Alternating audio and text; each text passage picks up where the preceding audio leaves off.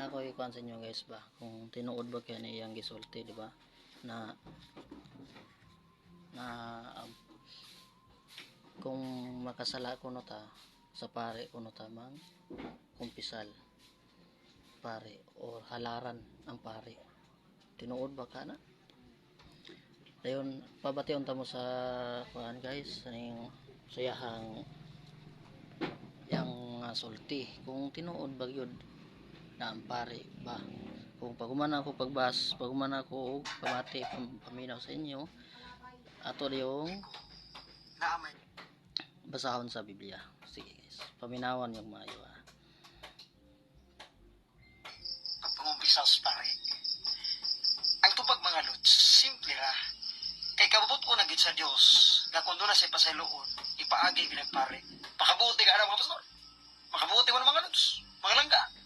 Di ka kabuot kung ang Dios mo gamit o instrumento nga mao ang mga kaparian sa pagpamasaylog sa daan na nahitabo sa daan kasabutan ni gamit sa instrumento pare. Ano yung kabasa na mga langga sa Leviticus 5 versikulo 5 nga to science, numero 5 versikulo 7 nga to 8. Kaya kung doon ay magkasa, sila na mag... oh, di ba? Pero ako nang basahon guys sa Biblia. Kung basahon na to sa Buhat 2 hanggang verse 38. Kung tinuod ba gyud sa pare bata mangumpisal. Tara, paminawan nyo guys ha. Buhat 2 versikulo 38. Nag-ingon dire.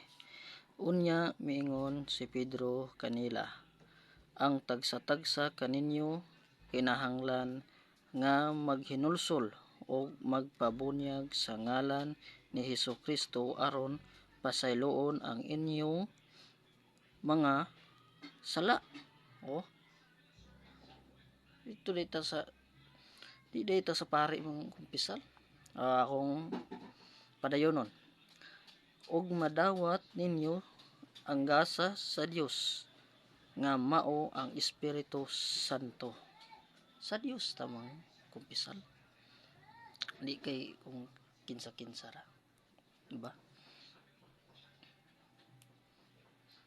Salamat guys.